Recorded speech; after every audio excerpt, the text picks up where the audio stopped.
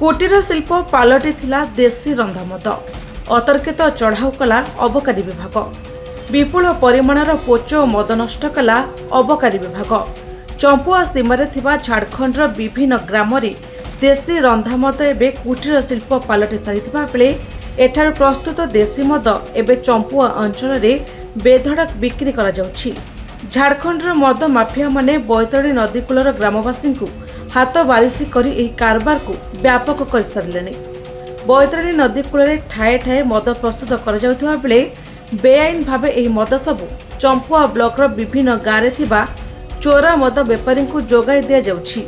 एहाको नै अबकारी विभाग आज झारखंड पुलिस सहायता चंपुआ सीमार थिबा झारखंडर बहु ग्राम चढ़ाओ बेले मद माफिया माने फेरार हो जाइथिबा बेले विभाग 4500 केजी महुल पोच और विपुल परिमाणर रंधा मद जबत कर नष्ट करिछि। तेबे वर्तमान पर्यंत एही मामला रे केही गिरफ होई नाथि। आज सकाळे सुपरटेन आमर प्रदीप्त दास केउंझर सुपरटेन एक्साइज ऑफ केउंझर निर्देश क्रमे आमर झारखंड पुलिस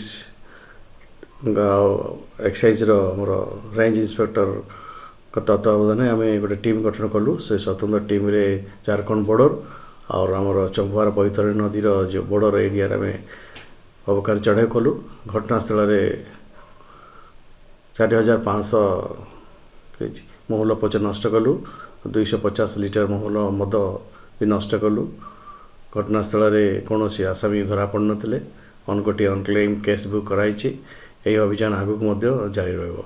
चंपुर दासरथी गिरी रिपोर्ट निरपेक्ष न्यूज।